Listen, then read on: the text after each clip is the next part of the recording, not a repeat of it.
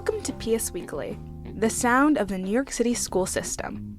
PS Weekly is a collaboration between the Bell and Chalkbeat New York. I'm your host this week, Sanaa Stokes. I'm an 11th grader at the Professional Performing Arts School in Midtown Manhattan, where some of New York's best eats are located. And speaking of eats, in just a moment we'll hear a lot more about food in New York City schools. But first, the Chalkbeat Bulletin. I'm Julian Shen-Berro, a reporter from Chalkbeat. Here's a recap of the week's biggest education stories. Schools Chancellor David Banks testified at a congressional hearing focused on anti-Semitism in K-12 schools. It was the same committee that grilled several college presidents. Banks told members of Congress that New York City schools have seen unacceptable incidents of anti-Semitism, but that schools have responded to troubling incidents with both education and discipline. New York City officials are looking to virtual learning to help meet a new mandate limiting class size to no more than 25 students. Virtual learning could potentially help campuses that are tight on space, as students could learn from home after school and on weekends.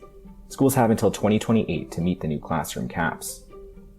And as childhood hunger rises, New York City is launching a program for schools to donate leftover food directly to families in need, or to food pantries, shelters, and soup kitchens. To stay up to date on local education news throughout the week, go to chalkbeat.org/newsletters and sign up for the New York Daily Roundup. Thanks, Chalkbeat. Now, let us get into it. When kids are hungry, it's hard to do well in school. For years, New York City schools had a program providing free meals to students who qualified based on financial need. But that gave school food a stigma. Some kids who needed it most didn't want to eat it, and there were tens of thousands of kids whose families earned just above the cutoff. But paying full price for school lunch was still a hardship. All of that changed in 2017, when the city made school meals completely free for the million children in public schools. And while that was essential in making sure that all students can eat during the school day, the challenge of food inequity didn't end there.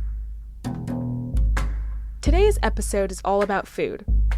With our first story, here's PS Weekly reporter Ava Stryker-Robbins.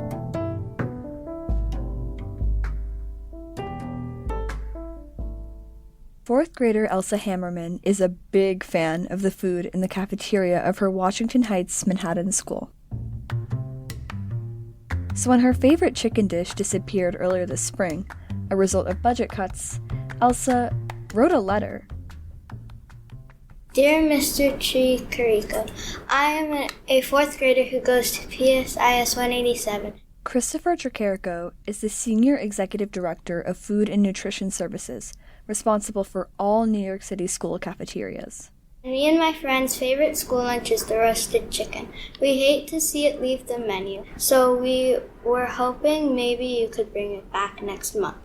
It's okay if not. I understand you may lose money, but please consider it. Sincerely, Elsa Hammerman. She sent the letter. Life went on. Then, one day my principal came into our classroom and she asked to talk to me in the hall. At first I was scared because I thought I was in trouble, but then she told me that he wanted to speak to me in my class. So he came to our school with his team and we got to tell him what we like about the foods and what we don't like. And a few days after, we did get the chicken back, and it was never better. I was super happy, and I was bouncing off of my friend's shoulders, and she was like, calm down. But everyone was super excited to see that it was back. Elsa wasn't the only one who complained about the cuts. After outcry from students across the 5 boroughs, city officials agreed to reinstate popular menu items like French toast sticks, bean and cheese burritos, and chicken dumplings. School's Chancellor David Banks said feedback from students like Elsa was a key reason for the reversal. Once we made some adjustments and pulled back on some menu items, we heard from the kids loud and clear, and they were not happy about that. And I encourage every young person to continue to speak up about the changes that they hope to see in their schools. But that wasn't the end of the story for Elsa and her classmates. We visited the school to meet with her and her class, and they had such a great way of explaining what they saw on the menu, what was taken from the menu, and what was being added back to the menu. Christopher Tricarico, the guy in charge of food. So we were able to fit her in here so her whole class could see that their voice, their concern, and their advocacy for school food was really important. Here, the DOE School Food Test Kitchen. Yeah, so what are we doing today? So we're going to a DOE test kitchen facility. And a few weeks ago, Chalkbeat reporter Alex Zimmerman and I got to tag along with Elsa and her classmates on their visit. And we're in Hunters Point in Queens. We're at a giant building that looks kind of like a warehouse. It has like these huge loading docks. This is where dishes become official menu items for the city's hundreds of cafeterias. They have to win approval from the only critics who matter, students. When we arrive, about 24 fourth graders are settling into rows of desks in what looks like a classroom, complete with a smartboard at the front. But behind an inconspicuous door that could easily be mistaken for a closet is an industrial kitchen humming with the same equipment school cafeterias have on hand. The food staff have been busy assembling trays of new menu items that are ready to be shuttled out to the student testers. It kind of feels like the set of a television show. So, welcome to taste testing, all right? Today it's your turn. However, before we actually start taste testing, I want to play a game just to see if you guys... This is Chantel Hewlett, the student taste testing supervisor. Chantel got her start in school food 20 years ago as a cafeteria manager and now hosts student groups at the test kitchen. She looks for feedback on everything, from flavor to how hard it is to open the packaging. Right? And like I said before, today it's all about you. If you don't like something, it's okay. Let us know now so we can fix it. Because again, we take your comments and we share them with the company, okay? They don't want to hear what the adults have to say.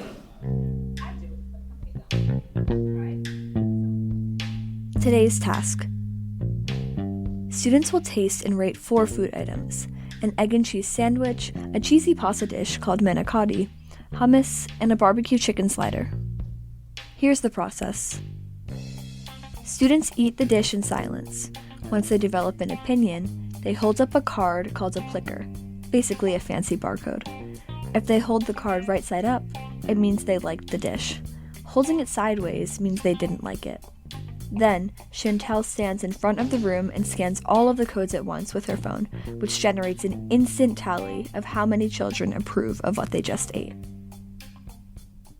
Then, on worksheets, students write down what they do or don't like about the dish. First up, egg and cheese sandwich. Okay, so we're gonna get started with number 1. Ready? We also have ketchup. If anybody wants ketchup with their eggs, that's fine, all right? And I'm gonna tell the adults, please don't tell the students what to write at all. It looks like a dinner roll stuffed with scrambled egg and melted cheese inside. Alex watches kids in the front of the room while I'm in the back as they chew and ponder and hold up their cards and write their comments. They're taking their jobs very seriously. Then, eventually, they're allowed to talk.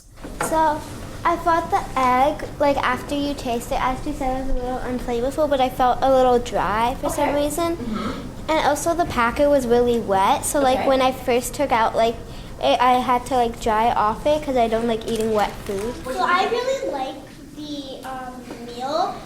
Usually eggs give me headaches, so like the way that the egg was cooked didn't like give me a headache. I did recommend maybe like the size being a bit bigger. Okay. Because I know you guys give like out other things too. There's a fruit. But like for a bit more protein in the morning, maybe just like a bigger size. These are great comments. This is why we do taste testing. Despite the student critiques, the egg sandwich is an overall hit. Out of 22 student votes, only 4 said they didn't like it. In a given year, between 1,500 and 2,000 students from different grade levels and neighborhoods cycle through the test kitchen. School principals typically volunteer their schools, and visits to the test kitchen are so popular that there's a waiting list to get in. But at the test kitchen, not every item is a hit. We've had a burger, veggie burger, actually, this is a perfect one, that the students didn't like. Chantel again. When we got it, it was falling apart, it wasn't shaped properly, the cooking method wasn't correct. The students thought it needed more flavor. And so we told the company, these are their comments. And actually, the company just sent us back the reformulated products. So they fixed it. The negative feedback from students can be just as important as the rave reviews. They want to make sure that whatever they cook and serve, the kids actually eat it as opposed to putting it in the garbage. Taste testing is crucial these days as schools implement big menu changes. Christopher Tricarico explains. I think the move now is to continue to expose children to more culturally diverse meals, but also healthier meals. Coming up with plant-powered Fridays and meatless Mondays, these are examples of providing options for students. We need to be able to meet them where they want to be, but we also want to make sure we're serving healthy and nutritious and delicious meals. And have you been receiving positive feedback from students in schools based off of these shifts? We get all kinds of feedback, but it's my team's job to take that feedback and really address things at the school level. One of the things I love is that when kids are in schools and they like or dislike something that they're eating, they talk to the kitchen staff. That's some of the best feedback we get at the school level. About 150 to 200 students from schools across the city typically try each item. And before the education department greenlights it for school menus, roughly 75% of those who try it have to like it. Not be accustomed to cottage cheese, but we wanted to actually. On the day we visit, the school food staff have a feeling one item in particular is going to be a tough sell. The manicotti. Basically tubes of pasta stuffed with ricotta cheese and topped with tomato sauce and a dusting of Parmesan. Right? So try new things. Don't just say, you know what? Oh, the white thing in the middle, I don't like it. With 11 students voting against, the manicotti is the only item that a majority of these fourth graders do not approve. Some students refuse to even try it. It turns out that these fourth graders really do not like ricotta. Cheese in the middle or cheese on top? Cheese in the middle. Parmesan is the best, but that cheese in the middle. Didn't do it for you. Okay, what about you right here? The student testers are tough critics. The chicken sliders and hummus don't fare much better. The unbreaded chicken slider, it got a 53%. That's Luke McGoon, senior menu specialist. And then the hummus got a 63%. So in our standard, that's usually failing. But again, each class is different, each child is different. So tomorrow, when we have a school from the Bronx, they could pass these products with flying colors. It just depends. Right. This was a pretty great group, actually. Sometimes kids don't listen so much, and sometimes they're not very responsive and wanting to give us results back and their thoughts on it. So they were a very, lively bunch. So they were really helpful with, that kind of stuff. So yeah, I thought it was a really good day. Yeah. After the taste testing, students have the option of eating chicken tenders for lunch if they're still hungry. As students munch on them, I'm curious to hear what they have to say about the whole experience. What do you like most about being here? That you get to try new things that you haven't had before, and some of the things you've had before just in a different way. I feel really nice that they're thinking about us. I just want to say thank you to them for letting us go here. Right now, I think it's wonderful seeing the backstory and how it was. I didn't really like school lunch before. I always wanted home lunch, but now I think school lunch is better. Awesome. Some students are grateful to Elsa. I just want to thank Elsa for bringing us here because she's the cause of this whole trip. This is a very good experience to be tasting foods for the New York City Public Schools. And I really appreciate the letter that she made. And maybe I'll make a letter too. What would your letter say? To bring fried chicken to the menu. Fried chicken? Like this? Before reporting this story, I had no idea that there was a process where the DOE listened to student voices and opinions about food. I find it exciting that officials are really listening to what students have to say on a micro and macro level. And it's sweet to know that fourth graders still write letters. That was PS Weekly reporter Ava Stryker-Robbins. Next up, we leave the school food test kitchen and head to a real one after a short break.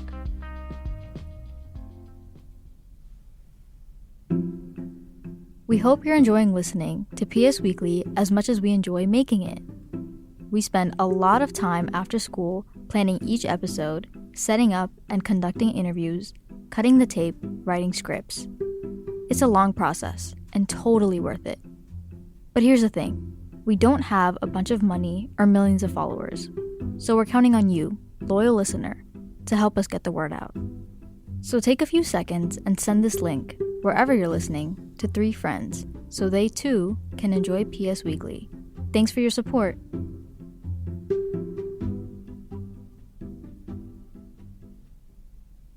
So, what do students think about the school lunches these days in a real cafeteria? Our reporter Jose Santana has the story.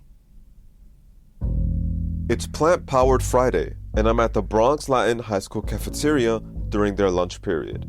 The menu posted in the cafeteria says there should be a vegan kidney bean rajma, vegan cucumber salad, and vegan flatbread. But today, I see only one option on student trays, and it's not vegan: grilled cheese. And the students were not happy about the lunch that was served. I'm not gonna lie, they're kind of bad, and particularly the grilled cheese. The cheese isn't really that melted. I'll just say that. It isn't really grilled, you know? Yeah, it's very nasty. Like, it's so soggy. The quality is not quality. We got a grilled cheese joint, feel me? It's not the best, but it ain't the worst. Give it a 5.7 out of 10. I say this is like a good 6 out of 10. 6 out of 10, yeah, that's solid. So typically, do they only have one option, like in terms of variety? Yeah, I mean, sometimes they'll have 2 at most, but mostly it's pretty bad, and we don't really have a lot of options. Like, they've been literally having mozzarella sticks for like 2 weeks straight. Like, we only been having mozzarella sticks. We haven't had a variety of choices, so it's been kind of bad. Like mozzarella sticks every day? Every single day. That's crazy. I'm not gonna lie to you. It's been the same thing every day, every week. I haven't seen no change. I know there's a chart over there, but the chart is not relating to what's being given out. Because they be giving the same thing every day, every week, the same food. I'm tired of the mozzarella sticks and the dumplings. It's the same thing. We just been getting mozzarella sticks with that nasty marinara sauce and cold, hard peanut butter and jelly. So, I don't know if you guys know, but the mayor is forcing schools to make every Friday vegan food. What do you guys think about that? Me personally, I don't like vegan food. I feel like they should give us an option of like different like stations of vegan and then non-vegan. My thoughts about it is, if you want to promote health, that's cool, but also give the kids what they like as well, you know? I love my vegans, but come on now, I get some meat on the menu. Have you noticed like any other students react certain ways with like the food, or any like stories or experiences? I mean, absolutely. I've seen people literally complain and ask the lunch ladies here, like, what's the problem? I've seen people just grab a tray, maybe take an apple or something, and then just throw the food out because they only want one thing, and you can't get one thing without getting the other, so it's just a total waste of food. Yeah, I ain't gonna lie, they be picking up the food and throwing it out because that shit's ass. What else? They be like playing around with it, turning it into pieces and throwing it at each other. I done witnessed people go online and then like come like literally to the end of the line, open their food, see what it is, and just go straight to the garbage because it looks so unappetizing. So how does that affect you? Like, coming to school, you're expecting lunch, and then you're disappointed. It affects me because when you're really hungry, like, you know, you can feel physical pain or like a headache, especially that you're in school all day. You need energy and like food, which is fuel for your body. And like when you come here, you think, oh, at least a decent breakfast or a decent lunch. No, everybody's just starving. And I feel like it's really affecting us in how we do in class for real. Because you know what you eat really makes what you are. School on an empty stomach is not valid, bro, at all. Feel me? So what do you think could be improved, if anything? I think what could be improved is maybe give like more of like an option type choice, like maybe not only grilled cheese, but there's so many other things you could do, like maybe rice and like just other options. You don't have to just have things that people don't really like and enjoy. Everything could be improved, you know, like nothing's perfect. You know, the food is just like straight, like mid, you know. Could be worse, could be better. Yeah. If they just like spend more time cooking the food than just warming it up and put more effort into making the food, it will actually be good. Like, it just be looking like they just slapped a piece of bread on a plate and called it a day, you know? Like. We reached out to an assistant principal of the Bronx Latin High School, Miss Anna Nelson, to ask why the menu didn't match what the students are actually offered for lunch, and she had this to say. So what I have learned from the past is that the DOE has a menu, and that when schools are ordering, some of the menu options might not be available, and they're given alternative options to order. And so even if it's on the DOE menu, when they go into place the order, it might basically be like, we're all out of this item. Like they have a limited number of whatever the item is. And so our school has to substitute it with another item. Thank you to Lambrian Acevedo, Joseph Cruz, Ethan Leon, Franklin Laura, Marcus Masonet, Danny Martinez, and Justin Rivera for speaking with PS Weekly. Once again, that was Jose Santana. So far, we focused on school cafeteria food, but a lot of students across the city bring their own lunch to school. For our final story today, reporter Santana Roach looks into an equity issue that impacts those students: microwaves. Heating things up for PS Weekly, here's Santana. Do you have access to a microwave in your school? Well, not really. When I bring my cup of noodles and I'm not allowed to use a microwave, it aggravates me. You can maybe ask a teacher permission for it, and then might be like, oh yeah, you can use it, like, because it might be really close to them. So what is it like to not have access to a microwave? It was not too long ago, and I brought noodles. I asked like 3 teachers, and they wouldn't let me use them, so I just started crying, and I called my mom. I'm here at my school, Frederick Douglass Academy II, talking to students about a very specific dilemma that I can relate to. See, I don't always want to eat the school lunch, and not to scrutinize it, but the combinations are sometimes questionable. I started to think about having my mom's home-cooked meals for lunch. But to do that, I need a microwave, and many schools in the city don't have a microwave available for student use. So this may come as a surprise to some of you listening to this show, but we students often resort to asking our teachers or counselors to heat our food. We have to go to their office and bother them while they're working to make the request, and some students are more comfortable doing that than others. It's a nuisance for both teachers and for students. I know many students have come to me during lunchtime or found others looking to heat food up, and they find their way. I think there's access definitely in the building to microwaves. This is my principal, Osei Owusu-Afriye. Even he has had to experience this annoying dance. A simple solution would be to give students access to their own microwave. So why don't students have access to a communal microwave? Having a microwave down in the cafeteria has never been an official request from students.